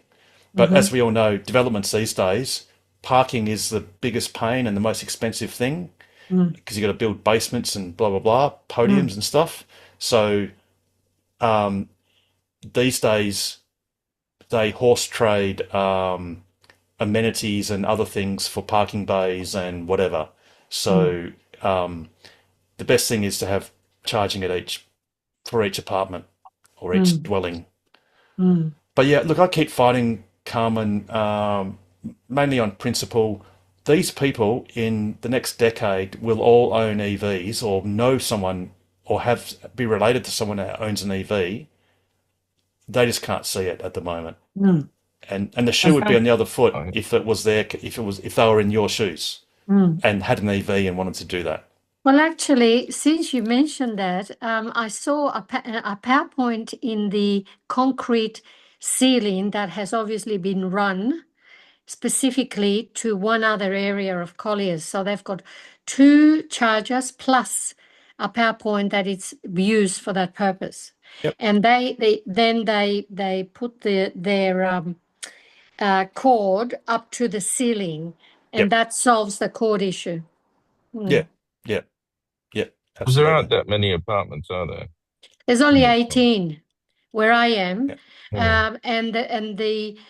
but half the building fronts onto Roberts Road, which is the Colliers, and the back half is only 18 units. And a lot of them so there's no EVs there at all, apart from mine. And a lot of the apartments have 2 bays, so you still would only need 9 to get people out of trouble if you had to. So it's not that onerous. They just can't be bothered. Exactly. They're just being difficult because they can be. Yeah. And especially when they say things like, "Oh, well, why don't you suggest it at the next AGM?" Which is, Yes. that's in a A year's year. time. Yeah, it's I'll keep working on it because they've picked on the wrong person. I'm now going to be more persistent, even if I don't need it. I will get one. yes, yeah, and good on you because It'll be good for resale. yeah, absolutely. And sometimes it's good to remind people that the world isn't static. Yes. And we're not fitting horseshoes to our Yes. horses and putting in blocks of ice into our Yes. ice chests. So the world does move on. And like I said, in 10 years' time, if they don't own an EV, they'll be related to someone that does. Yes, of course. Guaranteed. Yes. So Yeah. good Yes. luck with that. And Yes. I'll keep you posted. yeah, no worries. No worries. Alrighty. We're sort of in the latter part of the program, and Pete, you're a naughty man, and Oh, what's he done? he's on the program and he shouldn't be Oh. because he's supposed to be socializing. But anyway, I just thought I'd put that on the record, so if anyone watches this and refers to it, I'll go, well, I told him he was naughty. Yes, yeah, that's right. Well, that's exactly what I'm doing. Dearie me. Anyway, so yeah, it was nice knowing you, Pete. I hope you can join us It's all sometime in the good. next decade. So Tesla shares are 445.17. Yes, they are. No, I'm not with all and formal permission beforehand. Yeah, so Tesla's 445.17 and the pre-market is up 447.27. There was obviously, I don't have it handy, but I might be able to grab it. It was the Optimus being remotely controlled, and the person seemed to have disengaged from it, yeah. taken his headset off, and it fell backwards. Yeah. If I That was put funny. Optimus was in fail. Miami, totally pissed out of his head, so that was fine. Wait, honey, Yes. for that, I've got a FSD taking me on a wild goose chase story. It was a ripper, but coming Yeah, back from okay. Stirling Ranges National Park, 14.2. Yeah, go. it Ken. refused to turn left on Salt River Road, which is the main road back via Cranbrook, and decided it would go via Tambalup, which I've never been to Tambalup. I got some fantastic gravel driving in, and I got to see the Big Willie. So thanks, Tambalup. It was great visiting, but yeah, it was quite weird. I was going towards Salt River Road thinking it'll turn, and it drove straight past at 100 kilometres an hour, and I'm like, you beauty. Yes, and it does crazy stuff like the navigation says Maybe turn just left, and wanted it to just see goes Big Willie. right. Yeah. You can Okay, so this Google is Big Willie anytime you like. possibly with a private browser. So this is the Optimus. I might just turn the audio on, and this is it. I think it was it Miami? Yeah. Oops. Oh, there we go.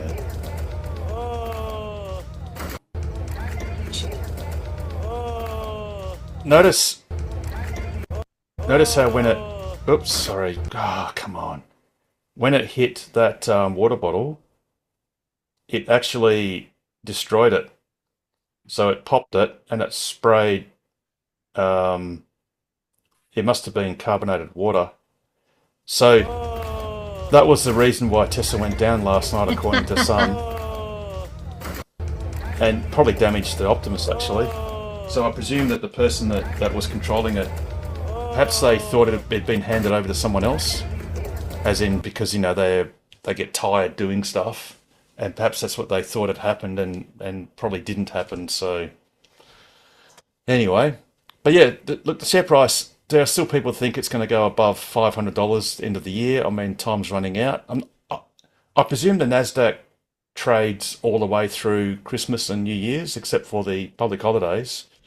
But usually the volume lightens off as people are in la-la mode. But look, there'll be not financial advice, but undoubtedly there'll be large moves in Tesla's share price next year. Like I said before, because you've got catalysts like the Austin Robotaxi having no supervisor, that'll be a big step because it makes it very real. Even though Waymos don't have supervisors, so it shouldn't be that remarkable, but a lot of the doubters and even some of the institutions, they start having less and less reasons to think that these large changes in Tesla's structure won't occur, because as they incrementally get chipped off the block, and they do occur, they can't kind of deny it, and they have to start accounting for it in their Excel spreadsheets and their business models and cash flow models. And I think, as Joe Bhakdi has said many times, in his opinion, once there are 40,000 equivalent robotaxis on the road, which is, I think that's robotaxis doing 200 miles a day or something like that equivalent. Once you've got that kind of threshold, then there'll be a step change in behavior towards Tesla, because it'll start becoming an increasingly significant portion of their balance sheet, of their earnings. And once you get that threshold, you just have to scale it. And Tesla's great at building things. So next year is no one knows what the share price will be, but it's entirely plausible that it'll be double what it is today, without stretching, because it's really just the market being the weighing machine it should be or is in the long term, and weighing up Tesla's prospects. And once you've got Robotaxi, and you can ignore Optimus for now, if you just put Optimus aside, just Robotaxi will be a huge catalyst next year. And according to Elon Musk, as of 24 hours ago, it's going to be in about 3 weeks. And even if it's 3 months, which it won't be, once you've pulled that supervisor out, that's a big step. And it's going to be a great year for Tesla and shareholders. And the great thing is, I do recall Elon Musk saying, if you doubt all of this or whatever, you've all got an opportunity. You can just buy shares and go for the ride. You can enjoy the benefits of what Tesla is doing merely by buying shares. Yep. If you have any doubts whatsoever, just buy some shares and see what happens. It's been interesting times the last decade in this. And Tesla traditionally often spends many years doing nothing, and then within a few months jumps tremendously, and then proceeds to do nothing, and then does another jump of over a couple of months, and then does nothing. Yes. And we've been in that nothing phase for the last 3 years, I think. I mean, we've had a couple of all-time highs and all that sort of stuff, but pretty much has been pretty level. Yeah. And of course, it's lost value. Like I think the worst it's done is it's lost 70% of its value, or 78% of its value from the high to the low. I think that was when it went down to $108 to $104 in early 2023. That was good But- buying time. Great buying time. Wonderful. But next year is going to be the catalyst, and it really will be. And like I said, it's not financial advice to buy shares, but for those of us who have, we're going to enjoy the ride next year. And next year will be a rounding error to the year after and the year after that, as all these catalysts fall in place. Yes, Richard. Yep. So yeah, it's patience. We just need to keep willing ourselves to be older so we can have time to see the compound growth. Well, let's not go that far. Yes, feel free, Tessa, feel free, Elon, to speed run your $8.5 trillion Yeah, market yeah, cap Yeah, yeah. exactly. in the next 5 years. That would be Well, awesome. the stockbrokers still don't like it. Yeah, but Carmen, like I said, I think last week or week before, I bought into FMG when Yeah. they're talking about, oh yeah, but Twiggy hasn't built his train set yet, and he hasn't built Yeah. this, and the port's not finished, and and it's unproven. And they waited until they were shipping millions of tons of iron ore to go, oh yeah, he's going to start making money. So it's just, and the biggest flaw of analysts is analysts are all effectively stockbrokers or managers of funds, and they have to keep on engendering activity to realize profits, to make a trade. Because if they don't make a trade, they don't make a commission, or they're not getting a cut on the profit that they're realizing. Like you can't declare a profit if you just bought a whole lot of Tesla shares in 2017 and just held them. Because they're paper profits, but there's no activity, there's no cash in the bank. It's just a paper profit. And there are no clips and transactions and fees and commissions along the way. So they're forced to have to continually trade shares and predict or imagine what they think they're going to be next week or tomorrow, or 12-month price targets, Yep. which they're always late, because as many people say, an analyst never gets in trouble for being late. They get in trouble for being early and being, wrong early. But if they're wrong on the late side, they just go, well, we were waiting for the market to establish and blah, blah, blah. They're always looking at the rear view mirror, not forwards. Yeah. And that's just their structure. That's how they make money. A With us bit- a bit- That retailers. is exactly why you Yeah. have to do your own research and not Yes. listen to analysts. Yes, Find a yes. company that you believe in Yes. and go with it. Yeah. Yeah. And really, economists do the same thing. It's good Yeah. after the fact. Yeah. Well, economists, what's the saying? You have 3 economists in the room and they'll have 4 opinions about what's going to happen. And it's just a matter of which one is least wrong. Because by definition, any forecast is wrong. It's just by how much. Yeah. And and as retail investors, we can afford to literally buy Mhm. and sit on the shares Yeah. as long as nothing adverse happens cash flow wise, and just wait. Yep. And many of us have been doing that for a while, and it's great because we've got time on our sides. But next year, I think that is a real catalyst. Everything's coming together. Things that we didn't even think would happen for a long time, like FSD. In Australia, we still have version 1, the very first version. Well, it's still the original version for FSD supervised. Hopefully next year we're going to get version 14. Wow. And that was just because Pete's in the room. Pete, we did mention in the news that obviously the Robotaxi app has been released to Australia and New Zealand and Macau and Hong Kong and Thailand and 1 or 2 other places. So Pete and I had a bit of discussion. So I said, "Oh, Pete, maybe that could mean that that maybe we are going to get robotaxi supervised sometime soon." And then Pete had, what was your suggestion, Pete? Oh, another reason could be because the robo-taxis that are operating in Houston are available to be summoned from one of the airports in Austin. Sorry, not Houston, Austin, because they're available from one of the airports. So you could be sorry, Pete, you got a really bad app internet. available to people. Oh, sorry, you're breaking up there, Pete. So that they can order on their phones.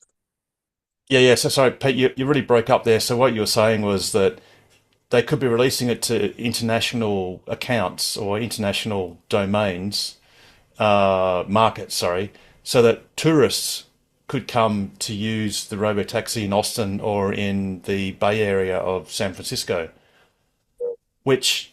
But why wouldn't they do exactly the world in total then?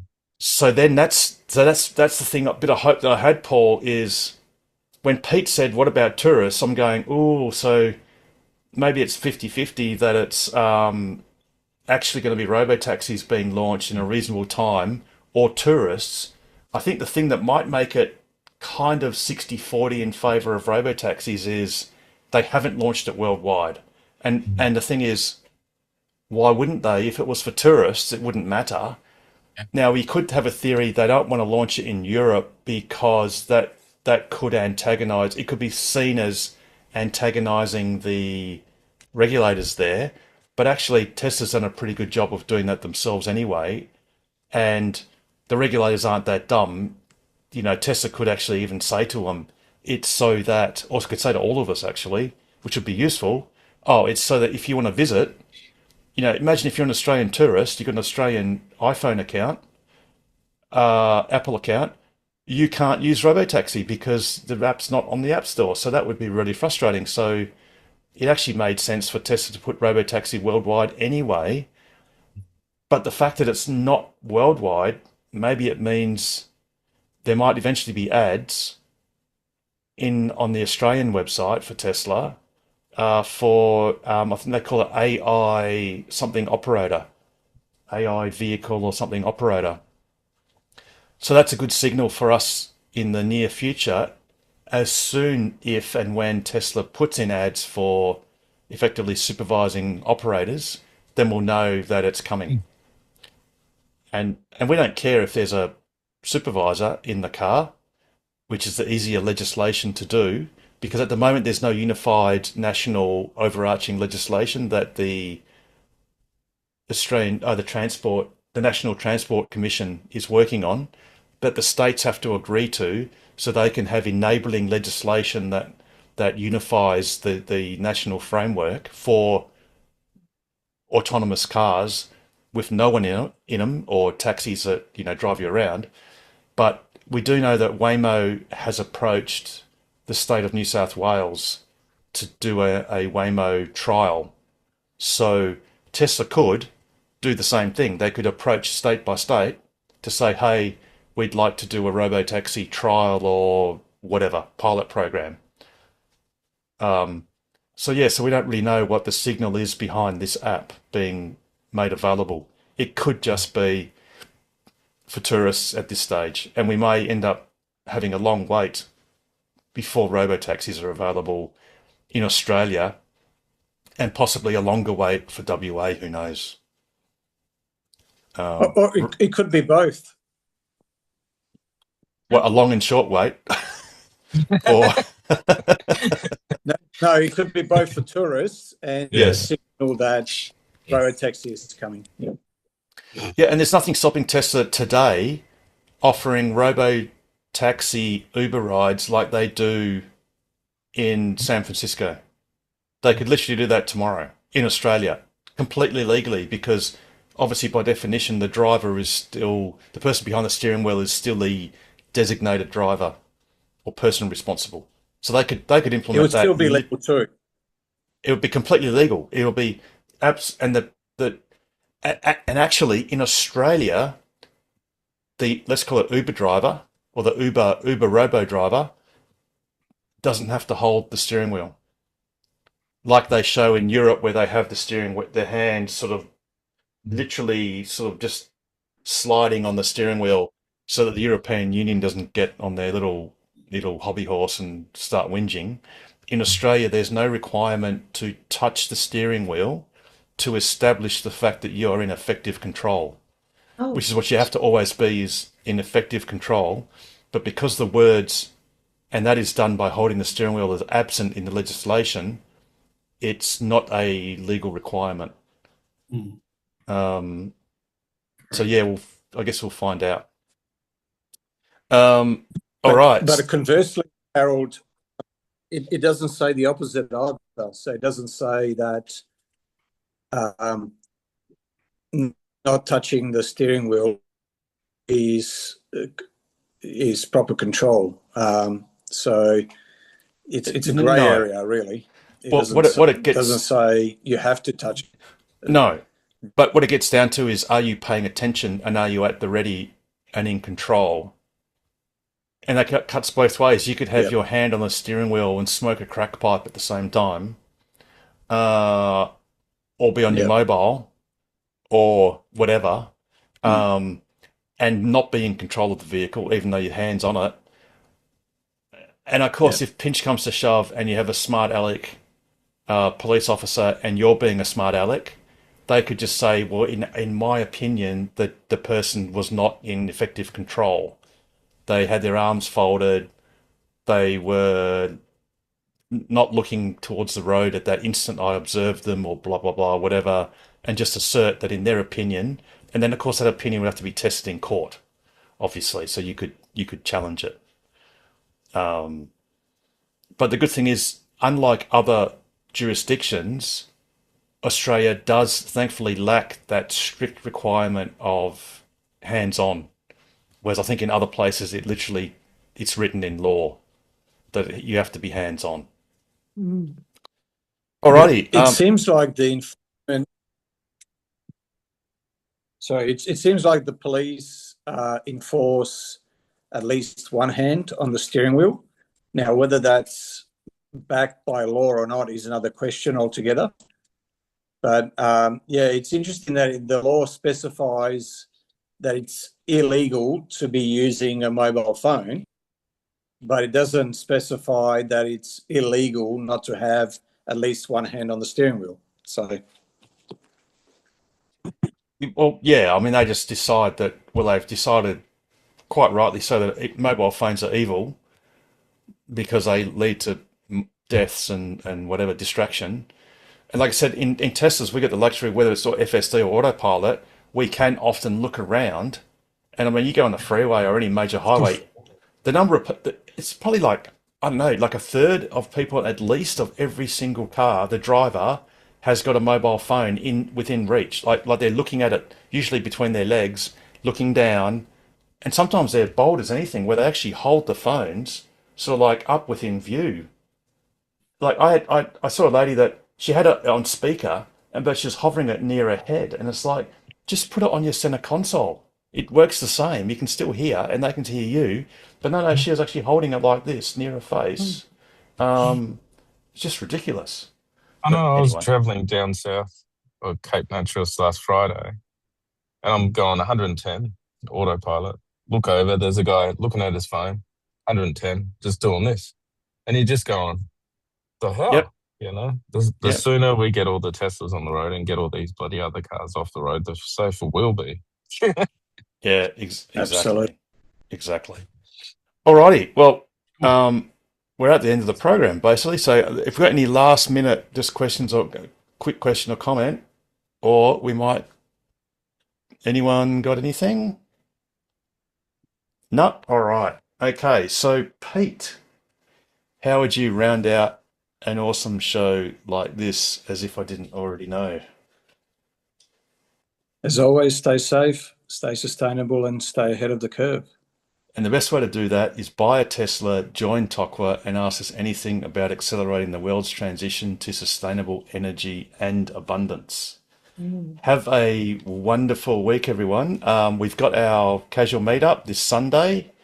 Do look up on your emails if you've got it, or our Facebook page for details. It's in Armidale this Sunday at 11:30. But failing that, we really do look forward to seeing you on next week's episode of TOCWA's Ask Us Anything. Good night, everyone. Good night. Thank you. Gerald. Yeah.